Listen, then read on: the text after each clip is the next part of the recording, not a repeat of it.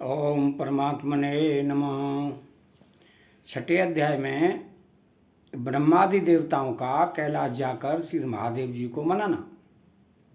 तो श्री मैत्रेय जी कहते हैं कि विदुर जी, इस प्रकार जब रुद्र के सेवकों ने समस्त देवताओं को हरा दिया और उनके संपूर्ण अंग प्रत्यंग भूत प्रेतों के त्रिशूल, पट्टिस, खड्ग, गदा, परिधि और मुदगर आदि आयुधों से छिन्न भिन्न हो गए, तब वे ऋत्विज और सदस्यों के सहित बहुत ही डरकर ब्रह्मा जी के पास पहुंचे और प्रणाम करके उन्हें सारा वृत्तांत कह सुनाया। भगवान ब्रह्मा जी और सर्वांतर्यामी श्री नारायण पहले से ही इस भावी उत्पात को जानते थे। इसी से वे दक्ष के यज्ञ में नहीं गए थे। अब देवताओं के मुख से वहां की सारी बात सुनकर उन्होंने कहा, देवताओं, परम समर्थ तेजस्वी पुरुष से कोई दोष भी बन जाए तो भी उसके बदले में अपराध करने वाले मनुष्यों का भला नहीं हो सकता। फिर तुम लोगों ने तो यज्ञ में भगवान शंकर का प्राप्य भाग न देकर उनका बड़ा भारी अपराध किया है। परंतु शंकर जी बहुत शीघ्र प्रसन्न होने वाले हैं, इसलिए तुम लोग शुद्ध हृदय से उनके पैर पकड़कर उन्हें प्रसन्न करो, उनसे क्षमा मांगो। दक्ष के दुर्वचन रूपी बाणों से उनका हृदय तो पहले से ही विध रहा है। उस पर उनकी प्रिया सती जी का वियोग हो गया। इसलिए यदि तुम लोग चाहते हो कि वह यज्ञ फिर से आरंभ होकर पूर्ण हो, तो पहले जल्दी जाकर उनसे अपने अपराधों के लिए क्षमा मांगो, नहीं तो उनके कुपित होने पर लोकपालों के सहित समस्त लोगों का भी बचना असंभव है। भगवान रुद्र परम स्वतंत्र हैं। उनके तत्व और शक्ति सामर्थ्य को न तो कोई ऋषि मुनि, देवता, यज्ञ स्वरूप देवराज इंद्र भी नहीं जानते और न स्वयं मैं ही जानता हूं, फिर दूसरों की तो बात ही क्या है। ऐसी अवस्था में उन्हें शांत करने का उपाय कौन कर सकता है। देवताओं से इस प्रकार कहकर ब्रह्मा जी उनको प्रजापतियों को और पितरों को साथ ले अपने लोक से पर्वत श्रेष्ठ कैलाश को गए, जो भगवान शंकर का प्रिय धाम है। उस कैलाश पर औषधि, तप, मंत्र तथा योग आदि उपायों से सिद्धि को प्राप्त हुए और जन्म से ही सिद्ध देवता नित्य निवास करते हैं। किन्नर, गंधर्व, अप्सरादि सदाओं बने रहते हैं। उसके मणिमय शिखर हैं, जो नाना प्रकार की धातुओं से रंग बिरंगे प्रतीत होते हैं। उस पर अनेक प्रकार के वृक्ष, लता, गुल्मादि छाए हुए हैं, जिनमें झुंड के झुंड जंगली पशु विचरते रहते हैं। वहां निर्मल जल के अनेकों झरने बहते हैं और बहुत सी गहरी कंदरार ऊंचे शिखरों के कारण वह पर्वत अपने प्रियतमों के साथ विहार करती हुई सिद्ध पत्नियों का क्रीड़ा स्थल बना हुआ है। वह सब और मोरों के शोर, मदांध भ्रमरों के गुंजार, कोयलों की कुहू कुहू ध्वनि तथा अन्यान्य पक्षियों के कलरव से गूंज रहा है। उसके कल्प वृक्ष अपनी ऊंची ऊंची डालियों को हिला हिलाकर मानो पक्षियों को बुलाते रहते हैं तथा हाथियों के चलने फिरने के कारण वह कैलाश स्वयं चलता हुआ सा और झरनों की कलकल ध्वनि से बातचीत करता हुआ सा जान पड़ता है। मंदार, पारिजात, सरल, तमाल, साल, ताड़, कचनार, असन और अर्जुन के वृक्षों से वह पर्वत बड़ा ही सुहावना जान पड़ता है। आम, कदम, नीप, नाग, पुन्नाग, चंपा, गुलाब, अशोक, मौलसिरी, कुंद, कुर्बक, सुनहरे, शतपत्र कमल, इलायची और मालती की मनोहर लताएं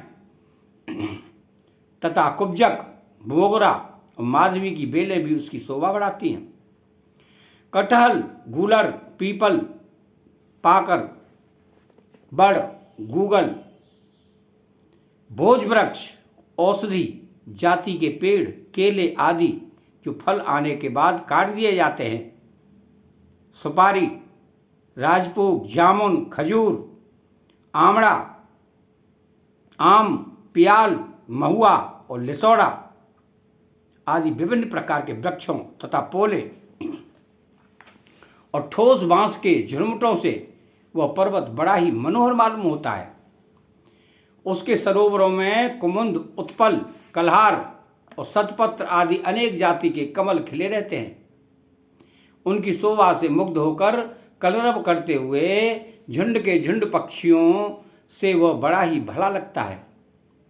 वहाँ जहाँ तहाँ हरिण, बानर, सुअर, सिंह, रीछ, शाही, नीलगाय, सरव, बाघ, कृष्ण मृग, भैंसे, कर्णांत्र, एक पद, अश्वमुख, भेड़िए और कस्तूरी मृग घूमते रहते हैं तथा वहाँ के सरोवरों के तट केलों की पंक्तियों से घिरे होने के कारण बड़ी शोभा पाते हैं।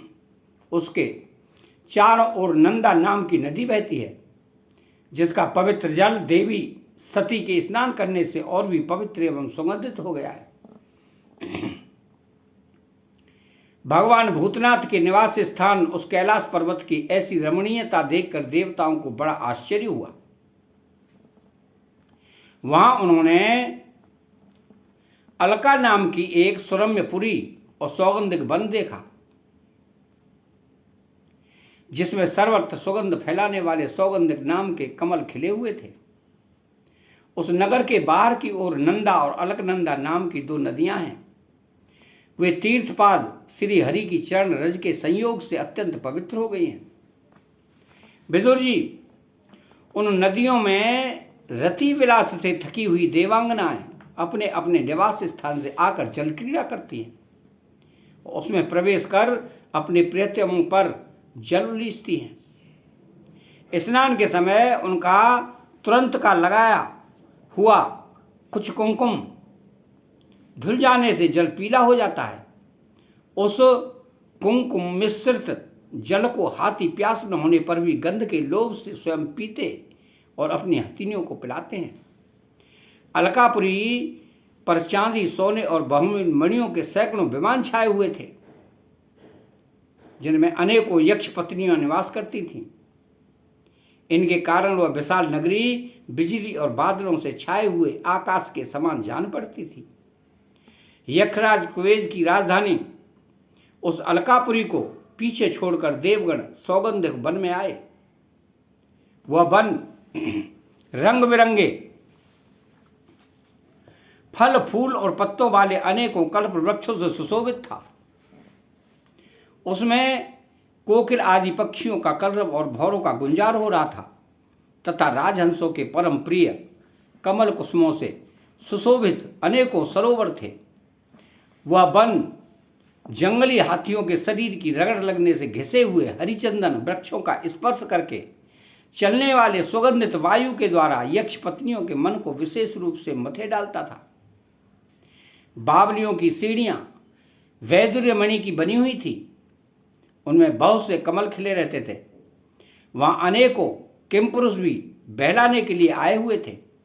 इस प्रकार उस वन की शोभा निहारते जब देवगण कुछ आगे बढ़े तब उन्हें पास ही एक बट वृक्ष दिखाई दिया। वो वृक्ष 100 योजन ऊंचा था तथा उसकी शाखाएं 75 योजन तक फैली हुई थी। उसके चारों ओर सर्वदा अविचल छाया बनी रहती थी, इसलिए घाम का कष्ट कभी नहीं होता था तथा उसमें कोई घोंसला भी न था। उस महायोगमय और मुमुक्षुओं के आश्रयभूत वृक्ष के नीचे देवताओं ने भगवान शंकर को विराजमान देखा। वे साक्षात क्रोधहीन काल के समान जान पड़ते थे। भगवान भूतनाथ का श्रीअंग बड़ा ही शांत था। सनंदनादि शांत सिद्धगण और सखा यक्ष राक्षसों के स्वामी कुबेर उनकी सेवा कर रहे थे। जग उत्पत्ति महादेव जी सारे संसार के सुहृद हैं, स्नेहवश सबका कल्याण करने वाले हैं। वे लोकहित के लिए ही उपासना, चित्त की एकाग्रता और समाधि और साधनों का आचरण करते रहते हैं। संध्याकालीन मेघ की सी कांति वाले शरीर पर वे तपस्वी के अभीष्ट चिन्ह भस्म, दंड, जटा, मृगचर्म एवं मस्तक पर चंद्रकला धारण किए हुए थे। वे एक कुशासन पर बैठे थे और अनेकों साधु श्रोताओं के बीच में श्री नारद जी के पूछने से सनातन ब्रह्म का उपदेश कर रहे थे। उनका बायां चरण दाईं जांघ पर रखा था। वे बायां हाथ बाएं घुटने पर रखे, कलाई में रुद्राक्ष की माला धारे तर्क मुद्रा से विराजमान थे। वे योगपट काल की बनी हुई टेकनी का सहारा लिए एकाग्र चित्त से ब्रह्मानंद का अनुभव कर रहे थे। लोकपालों के सहित समस्त मुनियों से मननशीलों में सर्वश्रेष्ठ शंकर भगवान को हाथ जोड़कर प्रणाम किया। यद्यपि समस्त देवता और दैत्यों के अधिपति श्री महादेव जी के चरण कमलों की वंदना करते हैं, तथापि वे श्री ब्रह्मा जी को अपने स्थान पर आया देख तुरंत खड़े हो गए और जैसे वामनावतार में परम पूज्य विष्णु भगवान कश्यप जी की वंदना करते हैं, उसी प्रकार सिर झुकाकर उन्होंने प्रणाम किया। इसी प्रकार शंकर जी के चारों ओर जो महर्षियों सहित अन्य सिद्धगण बैठे थे, उन्होंने भी ब्रह्मा जी को प्रणाम किया। सबके नमस्कार का कर चुकने पर ब्रह्मा जी ने चंद्रमौली भगवान से, जो अब तक प्रणाम की मुद्रा में ही खड़े थे, हंसते हुए कहा। तो श्री ब्रह्मा जी ने कहा कि देव, मैं जानता हूं कि आप संपूर्ण जगत के स्वामी हैं, क्योंकि विश्व की योनि शक्ति प्रकृति और उसके बीज शिव पुरुष से परे जो एक रस परब्रह्म है, वह आप ही हैं। भगवान, आप मकड़ी के समान ही अपने स्वरूप भूत शिव शक्ति के रूप में क्रीड़ा करते हुए लीला से ही संसार की रचना, पालन और संहार करते रहते हैं। आपने ही धर्म और अर्थ की प्राप्ति कराने वाले वेद की रक्षा के लिए दक्ष को निमित्त बनाकर यज्ञ को प्रकट किया है। आपकी ही बांधी हुई ये वर्णाश्रम की मर्यादाएं हैं, जिनका नियमनिष्ठ ब्राह्मण श्रद्धा पूर्वक पालन करते हैं। मंगलमय महेश्वर, आप शुभ कर्म करने वालों को स्वर्गलोक अथवा मोक्ष पद प्रदान करते हैं तथा पाप कर्म करने वालों को घोर नरकों में डालते हैं। फिर भी किसी किसी व्यक्ति के लिए इन कर्मों का फल उल्टा कैसे हो सकता है? जो महान भाव आपके चरणों में अपने को समर्पित कर देते हैं, जो समस्त प्राणियों में आपकी ही झांकी करते हैं और समस्त जीवों को अभेद दृष्टि से आत्मा में ही देखते हैं, वे पशुओं के समान प्रायः क्रोध के अधीन नहीं होते। जो लोग भेद बुद्धि होने के कारण कर्मों में ही आसक्त हैं, उनकी नीयत अच्छी नहीं है। दूसरों की उन्नति देखकर जिनका चित्त रात दिन कुढ़ा करता है और जो मर्मभेदी अज्ञानी अपने दुर्वचनों से दूसरों का चित्त दुखाया करते हैं, आप जैसे महापुरुषों के लिए उन्हें भी मारना उचित नहीं है, क्योंकि वे बेचारे तो विधाता के ही मारे हुए हैं। देव भगवान कमलनाथ की प्रबल माया से मोहित हो जाने के कारण यदि किसी पुरुष की कभी किसी स्थान में भेद बुद्धि होती है, तो भी साधु पुरुष अपने पर दुख कातर स्वभाव के कारण उस पर कृपा ही करते हैं।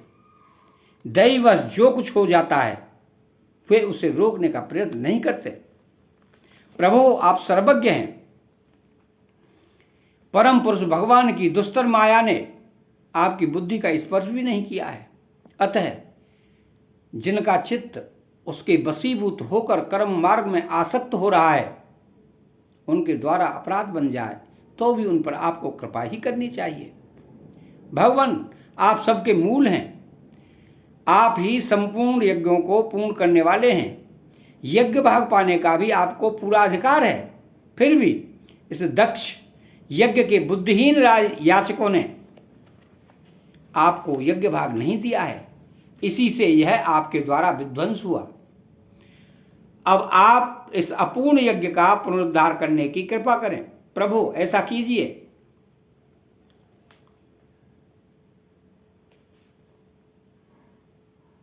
जिससे यजमान दक्ष फिर जी उठे, भग देवता को नेत्र मिल जाएं, ब्रह्म जी के दाढ़ी मुंह छा जाएं और पूषा के पहले के ही समान दांत निकल आएं। रुद्रदेव अस्त्र शस्त्र और पत्थरों की बौछार से जिन देवता और ऋतुजय के अंग प्रत्यंग घायल हो गए हैं, आपकी कृपा से वे फिर ठीक हो जाए। यज्ञ संपूर्ण होने पर जो कुछ शेष रहे वह सब आपका भाग होगा। यज्ञ विध्वंसक, आज यह यज्ञ आपके ही भाग से पूर्ण हो। अतः 6वां अध्याय समाप्त होता है। चैनल को सब्सक्राइब करें, बेल आइकन घंटी को दबाएं और कमेंट बॉक्स में श्री राधे कृष्णा लिखें। जय श्री कृष्णा।